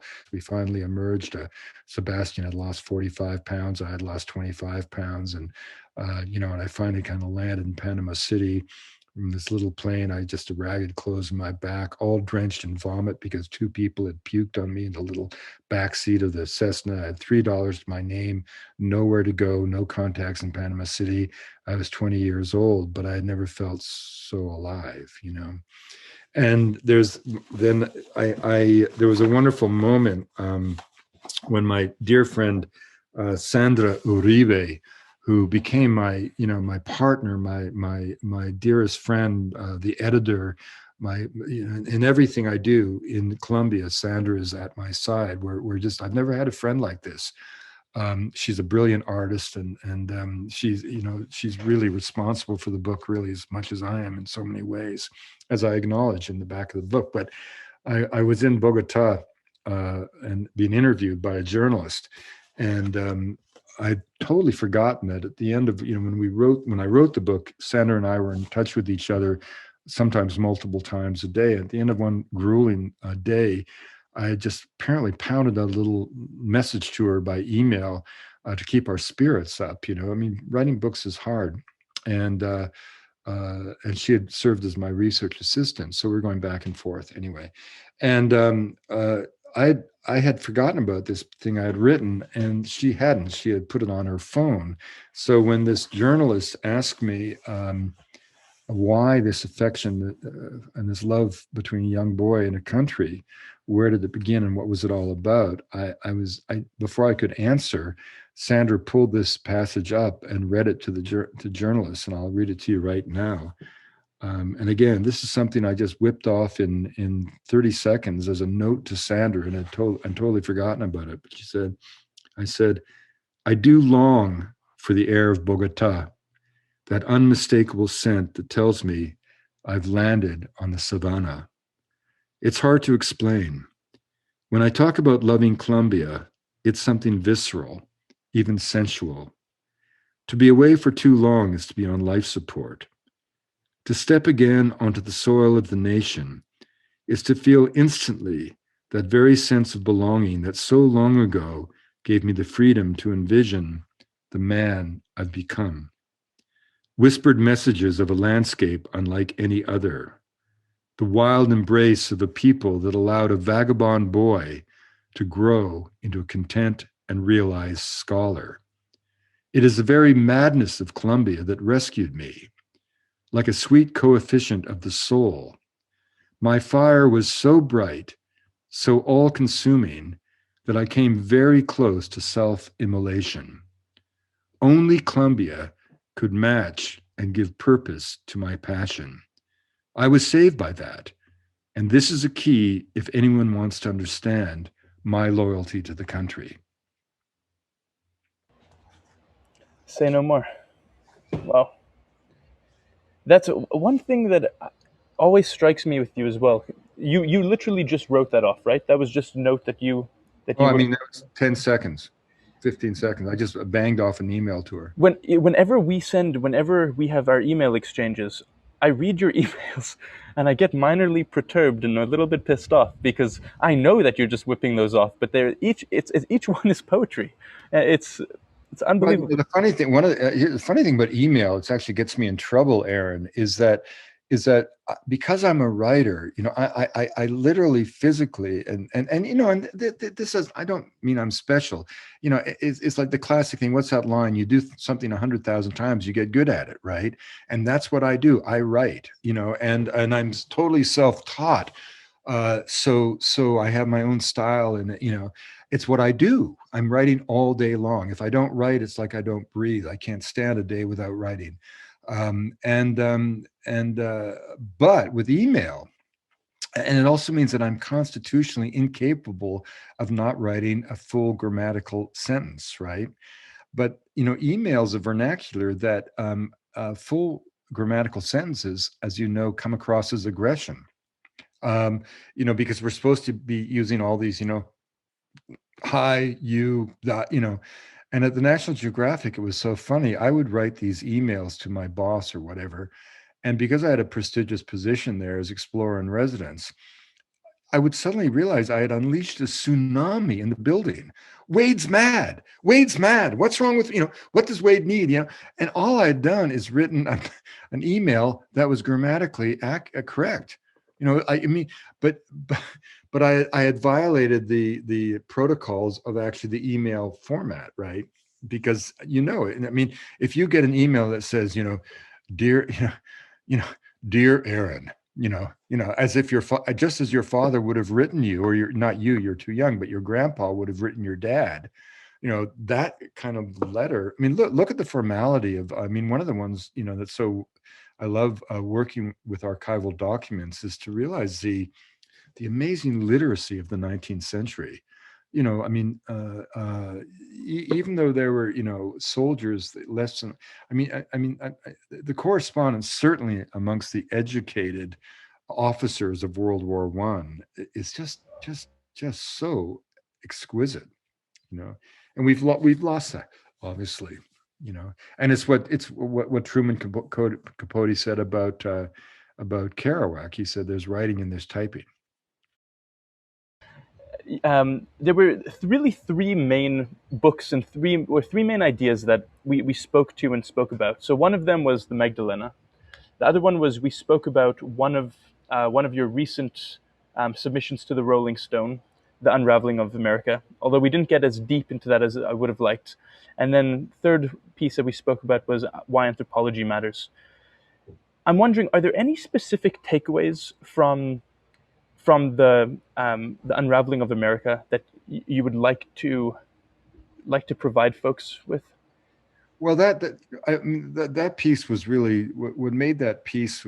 It came about rather serendipitously, but I've been asked to write about COVID, and I didn't think I had anything new to say, and I certainly didn't from the perspective of public health, uh, but rather when I look at it from a perspective of culture, suddenly I did have something to say, and it seemed to me that the response of individual nations to the COVID crisis told us a lot about the nature of their community sense of community and their sense of solidarity. And it struck me that there was a historical lesson in the abject failure of the American system to respond to that crisis. And what more interesting in all of that is the response to that piece. I wrote it on spec after a kayak trip around Bowen Island one evening, sent it to my friend Jan Wenner, who created Rolling Stone, an old friend of mine. And Jan loved it, and he sent it to a brilliant editor at the magazine. They put it up on the website, but no, I didn't even get paid for the piece. No one had any expectations of anything, but it just hit this nerve coming out in August, just as it did. And over 5 million people viewed it at the site. It generated 362 million social media impressions, and visitations to my Wikipedia site soared to over 4,000 a day.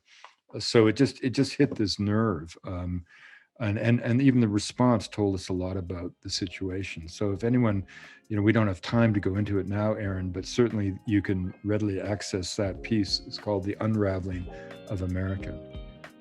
Wade, it has been such a pleasure having you on the show. Your mind just continues to blow my mind, so thank you for that.